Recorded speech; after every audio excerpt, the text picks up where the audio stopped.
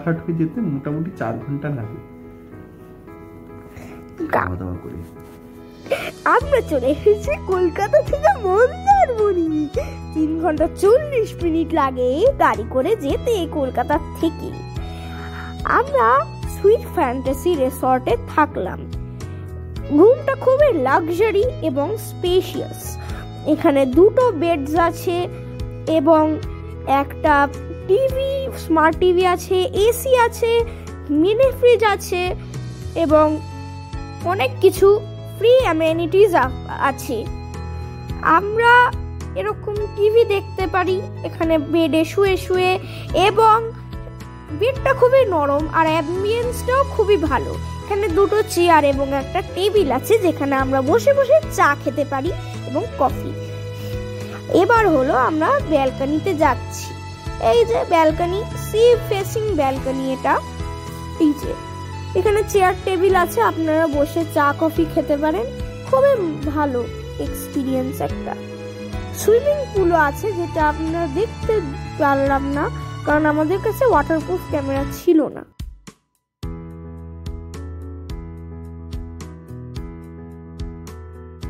আমরা এখন এসেছি বাথরুমে। একটা সাদা রঙের কমোড আছে এবং একটা স্নান করার আলাদা জায়গা।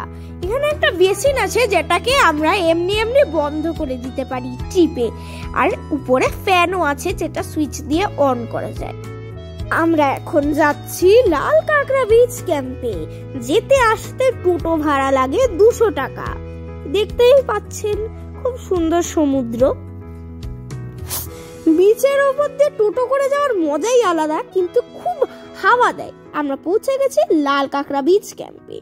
আমরা এবার কাঁকড়া ধরার চেষ্টা করছি, কিন্তু কাঁকড়া ধরাই পড়ছে না।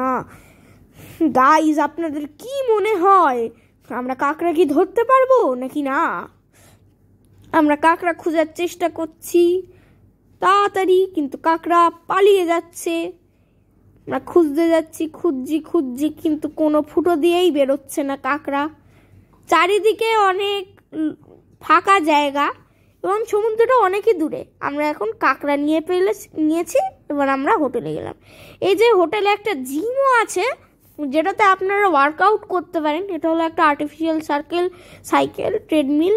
এখানে একটা গেমস রুমও আছে, কিন্তু ফুটেজটা হারিয়ে যাওয়ার কারণে আপনাদের দেখানো গেল না। কিন্তু মন্দারমণিতে গেলে আপনারা অনেক ঝিনুক পাবেন। এটা হলো অ্যাঞ্জেল উইংস ঝিনুক। আরও ঝিনুক পাওয়া যায়, এই যে এরকম হোয়াইট ঝিনুক, এরকম কালারফুল ঝিনুক, অনেক রকমের পাওয়া যায়। এরকম বাটারফ্লাইয়ের মতো ঝিনুকও পাওয়া যায়। আপনাদের লাক যদি আপনাদের সাথে থাকে তাহলে আপনারা পার্ল অয়েস্টারও পেয়ে যেতে পারেন খুঁজলে। এই যে আমি একটা পার্ল অয়েস্টার পেয়েছিলাম। এটার ভিতরের সব লাইভ জিনিসগুলোকে আমি বের করে দিয়েছি, এই জন্য এখন ওটা ফাঁকা হয়ে যাচ্ছে এবং খুলছে, কিন্তু আমরা কোনো পার্ল পাইনি এর ভিতর থেকে। এই যে এটা 1 আঙুল। Thanks for watching. Like, share and subscribe.